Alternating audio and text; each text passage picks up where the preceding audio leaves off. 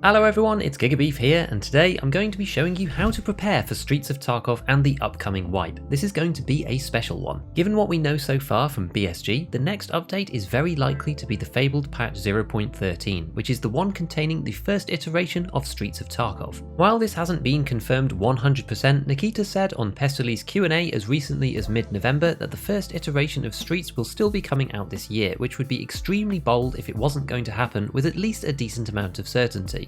Combined with his recent tweet reply of "wipe is near," the odds are looking pretty good.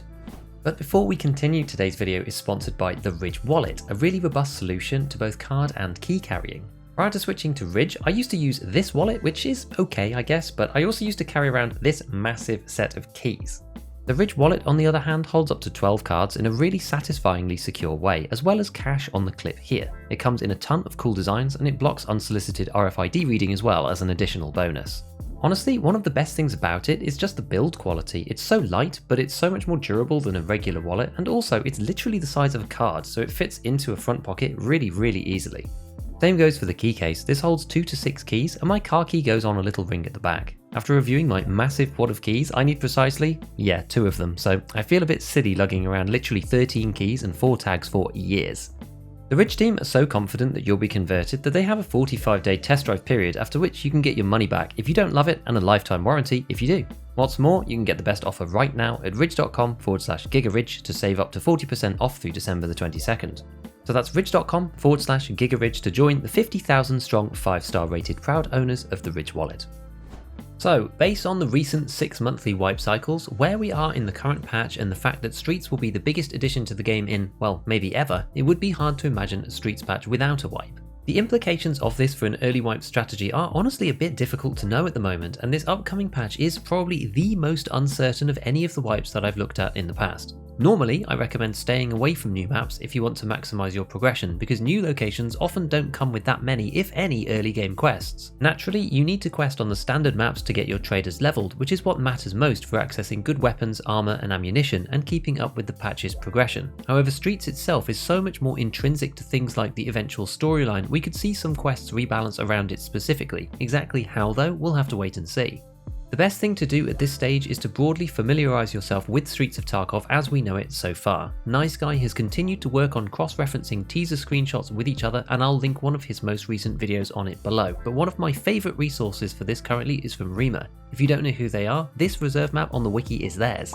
They've been putting together something similar primarily on Twitter, but with the added benefit of rendering these maps in isometric and 3D, which for me at least makes it much easier to figure out what's what. I have a tendency to be a little directionally challenged, and those who watch my stream can probably attest to that, so for a new map I need all the help that I can get. Links to those will be down in the description. Outside of this, Nikita has confirmed that quests are being changed and reshuffled for this patch so that players will experience the familiar in a new way. Whether this is just a tweak to quest objective numbers such as was done with Grenadier and capturing outposts this wipe, or reordering some late game quests, for example Insomnia and Longline, so they can be completed more organically, this could have a massive impact on the early wipe gameplay. As just one easy example, when Debut lost its restriction for killing scavs specifically on customs, this allowed players to visit maps they wouldn't have previously been able to in the first couple of raids, and presumably that will apply to Streets too, so these changes can shape the first few days heavily. So with the limited information that we have available, what should we be looking out for at the moment? First and foremost, any changes to the requirements for daily quests and the flea market. These are 2 extremely important milestones, as dailies can help you to level faster and are currently accessible at level 5. The flea market is at level 15 right now and fundamentally changes the game once you meet that threshold, so any changes to this will be critical. Now, I don't think we're going to see any adjustments here, but they are really important early wipe goals to bear in mind. Next, I'll be looking out for any recoil changes across the weapons. In 12.12.30, we didn't get anything serious to reverse the increase in recoil from 12.12, and I do think that there is a common consensus amongst the player base that some adjustments are required to the existing system. High RPM weapons like the M4 are still too heavily punished in mid-tier attachment configurations, and if we don't see anything here, then it will be another wipe where the UMP is dominant early. If that is the case and we don't get anything to mix it up, personally I will likely use a combination of the UMP and the PPSH again until Prepor 2 for his PP ammo unlock.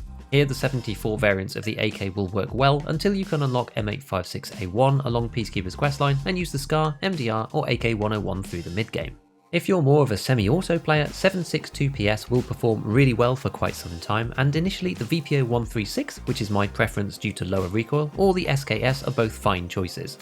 After this, we'll probably see the 7.62 BP dominance reappearing along with M80, which is now at Peacekeeper 3, with M62 and M61 in the mid to late game as usual. Do remember however that some popular weapons like the SR25, which were purchasable at the beginning of this current patch, were banned from the flea, which has broadly pushed the 7.62 NATO round later into the progression outside of RFB users once people get to Peacekeeper 3. Interestingly, this favoured the BP meta even further, with relatively decent guns like the AKMN still available early and the accessibility of the rounds from all three sources, finding in raid, crafting and purchasing from the traders. This is of course all assuming that the ammo progression stays as it is now, which quite clearly it might not. If there are any changes, the reasons why these various ammos matter is because of the thresholds and breakpoints around the armour that we're fighting against. My personal view is that in the early wipe, class 4 is way too common. I don't think that it should spawn on scavs, at least not on player scavs, for probably the first month, because after a couple of days most players who are playing regularly have a decent stockpile of class 4. This armour negates over 50% of the ammunition available in the game within a couple of days, and you realistically need at least 33 penetration to stand a chance of getting through after a couple of shots. This significantly decreases the armour choices overall, and the game ends up revolving around class 4 and 5 for 99% of a patch's playtime. Perhaps all of this will become a moot point when the customised armour plate mechanics are added, which I don't think is coming yet, but right now the armour meta is very limited. This is the reason why popular ammo tends to have a penetration of at least 35. Early we have 7.62 PS, 5.45 PP and LPS for those Mosin users. In the mid game we have M856A1 and M80. These choices are all because of class 4 armour and the dramatically increasing chances of defeating it on the first hit after this threshold of around 35 pen. We're also probably going to see a couple of new weapons. The SR2 is likely the most interesting, which is an SMG that fires the ammo only used by the Shrimp pistol currently. The two top cartridges for 9x21 have 35 and 39 pen, putting them on par with the other high-end SMG ammo like 45 AP, SS190, FMJSX with damage on the upper end of the scale. However, with the second best ammo locked behind Prepol 3 and the third best dropping to 18 penetration, I don't think this will change the meta significantly. We could also see the AUG, which I think will just slot in somewhere amongst the SCAR, G36 and M4 without much impact. There is also the possibility of the RSH-12, the revolver that uses the Ash-12 ammo, which will certainly be a novelty weapon, again given the inaccessibility of the ammunition in the early stages, although it will be pretty funny to have access to a revolver that one-taps class 4 users in the chest. Tarkov currently has a few specific areas that need releasing or work done to them. From a content side, it's Streets, the Lightkeeper and Arena, and from a technical side, it's audio, AI and networking. It appears that with this patch we will at least be getting Streets Part 1, which is a massive sigh of relief even if there are some issues with it on the first try, as it's a hurdle that's been talked about for literally years. With the possible addition of the Lightkeeper's Sniper Boss Guard 2, we might be getting closer to the in-raid trader as well, and with Arena's first test coming at some point in the future, I think this patch will be the beginning of a new era of Tarkov as we slowly step towards 1.0. Next up, before the patch hits, go and check out my video on the 45 Vector for some late wipe leg meta. Otherwise, as usual, a big shout out to all my patrons, hit all the buttons if you enjoyed the video, and as always, have fun in your raids.